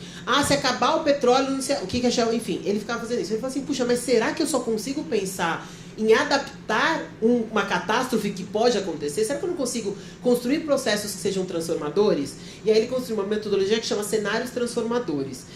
E essa metodologia, ela tem alguns princípios. E a primeira vez que ele fez isso foi em 92 com o Mandela. Nossa, o Mandela tinha acabado de ser liberto, tinha acabado de acabar o apartheid, o regime do apartheid, e aí o Mandela chamou o Adam Kahane e falou o seguinte, eu preciso reconstruir a África do Sul. Aí ele falou, então, você precisa de 3 coisas fundamentais para isso acontecer. A primeira é de que você precisa ter reunidas na sala pessoas que tenham os mesmos objetivos que você e não os mesmos princípios. Porque quando tem os mesmos princípios, é o seguinte, você é católica, eu sou evangélica, a gente não tem os mesmos princípios, a gente não se fala. Pronto, acabou a conversa. E aí, no final das contas, todo mundo quer ir pro céu. Seja lá o nome que a gente dê pro céu. Um dá Orum, outro dá céu, um tem 5 deuses, outro tem 1 deus. Mas no final, todo mundo quer ir pro mesmo lugar. Então, assim, o objetivo é o mesmo. Tudo bem, os caminhos são diferentes. Mas o objetivo é o mesmo. Então ele falou assim, precisa reunir aqui as pessoas que têm os mesmos objetivos, mas não que pensem igual. Porque senão você não vai conseguir entender quais são os gargalos, porque cada um está olhando sobre um ponto de vista. Então a primeira coisa, você precisa conseguir fazer isso. Que é aí que ele fala do trabalhando com o inimigo, né? O segundo é de que você precisa ajudar as pessoas a discutirem e não a debaterem e não a discutirem. Ele está querendo dizer o seguinte... A gente precisa saber ouvir e falar. Porque agora, teve um momento onde a gente não falava. Aí agora todo mundo fala e ninguém escuta. Então vai ter que chegar um momento em que horas que a gente fala e tem horas que a gente escuta. E não dá pra eu ficar falando e você já tá pensando naqueles 5 minutos atrás daquilo que eu falei que te incomodou de um jeito que você não consegue mais me ouvir. Esse download, assim, porque eu acho que o que você tá falando é uma bobagem. Então... Nem tudo que eu falo é bobagem. Tem coisas que talvez você não concorde, tá tudo certo. Mas tem coisas positivas, é isso. Tudo tem o seu lado bom e o seu lado ruim. Então, como que você faz? E a terceira coisa é que você precisa entrar em campo. Não dá pra gente só julgar e dizer que o problema é do outro. Porque se a gente... E aí ele fala que a mudança que a gente tem que fazer a gente sempre ouve que se você é parte do problema, você tem que ser parte da solução. E ele diz que, na verdade, não é isso. Ele diz, se você não é parte do problema, você não será parte da solução.